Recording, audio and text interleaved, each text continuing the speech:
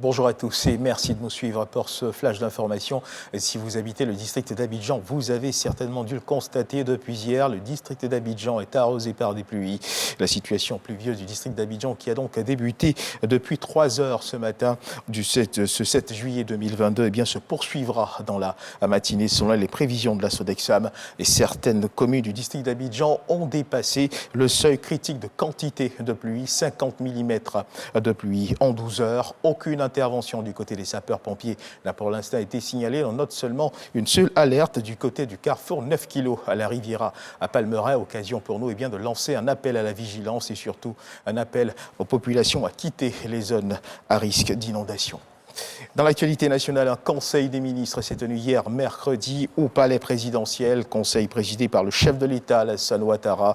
Le financement de la première phase du projet de développement intégré du Ouassoulou, les résultats du BEPC, le compte-rendu du groupe consultatif sur le PND et la modification de la composition de la commission électorale indépendante étaient à l'ordre du jour de cette séance de travail. Nous y reviendrons dans nos prochaines éditions. Le chef de l'État, Alassane Ouattara, qui a accordé une audience hier mercredi à Mme Esther Douglou, prix Nobel d'économie 2019. La lutte contre la pauvreté en Côte d'Ivoire et les solutions les plus efficaces et les plus rapides pour adresser donc cette mission a été évoquée au cours de cette rencontre. Nous y reviendrons également dans nos prochaines éditions. Tout autre chose à présent, le ministère de l'Agriculture et du Développement rural, en collaboration avec l'Agence pour le développement de la filière riz, ont organisé un atelier sur une approche conseil agricole spécifique au riz. Ce projet, rappelons-le, s'inscrit dans le cadre de la coopération sud-sud entre la FAO et la République bolivarienne du Venezuela. Reportage de Cheikh Koné. Faire de la Côte d'Ivoire un pays autosuffisant en riz et lui permettre d'être l'un des plus grands exportateurs de cette céréale. C'est l'objectif de cette rencontre qui a réuni les différents acteurs du secteur rizicole. Il s'agit de trouver des solutions techniques et technologiques adaptées afin de faciliter l'accès de la Côte d'Ivoire au marché sous-régional et international. C'est des experts qui se sont réunis pendant des semaines pour dire, par rapport à notre connaissance du milieu rural, comment on va communiquer avec eux pour transférer les technologies issues de la recherche. Pour assurer la sécurité alimentaire, nous avons fait focus sur cette filière. Et dans les axes de développement de la filière, il faut vraiment mettre l'accent sur la production.